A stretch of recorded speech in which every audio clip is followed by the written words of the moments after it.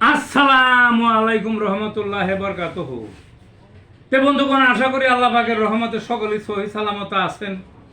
তে কবি গাজী একটা সালে ইউটিউব চ্যানেল 01714088509 এর পক্ষ থেকে আপনাদের সকলের প্রতি রইল একান্ত আন্তরিক শুভেচ্ছা ও ভালোবাসা। তে বন্ধুগণ, এখন আপনাদের সামনে যে বয়ানটা রাখবার চেষ্টা করব, এটা হলো আমার স্বরচিত একটা কবিতা। কবিতাটার নাম কি? মেয়াদ উত্তীর্ণ। কবিতাটার নামই বুঝতে পারতেছেন, সব জিনিসেরই একটা মেয়াদ থাকে। আমাদের দৈনন্দিন ব্যবহারের যত জিনিস আছে, বুঝলেন না, অর্থাৎ এই সৃষ্ট জগতের যত জিনিস আছে সব কিছুরই একটা মেয়াদ আছে। আপনি সেটারে কাজে লাগান না লাগান, নির্দিষ্ট মেয়াদ চলে গেলে সেটা অকেজ হয়ে পড়ে, পোকা ধরে, ঘুণে ধরে, নষ্ট হয়ে যায়, পড়ে যায়, পচে যায়। তখন মানুষ দূরে নিয়ে রাখে। মেয়াদ উত্তীর্ণ জিনিস কাছে আর কেউ রাখে না। সব জিনিসের মধ্যে এইরকম।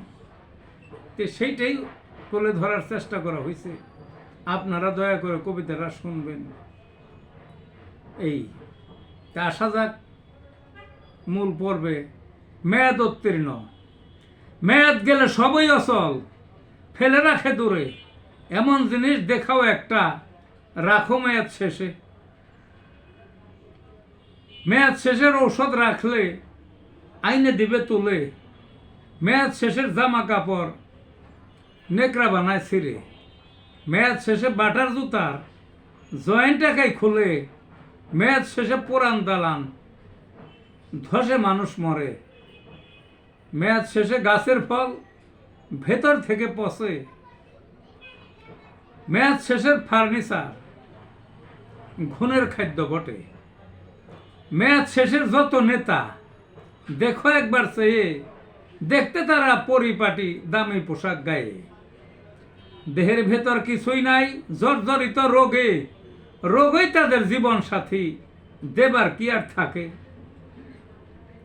ভাষণ দিতে কথা আওলায়, ঢলে পড়ে স্টেজে, অপ্রাসঙ্গিক মুখের বচন স্মরণ শক্তি জ্বলে। বাতাস বুঝে কথা বলে, হাসির পাত্র নিজে, হবে না কাজ এদের দিয়ে, মেয়াদ উত্তীর্ণ বলে। এই ছিল বন্ধুগণ কবিতাটা। ভালো থাকুন।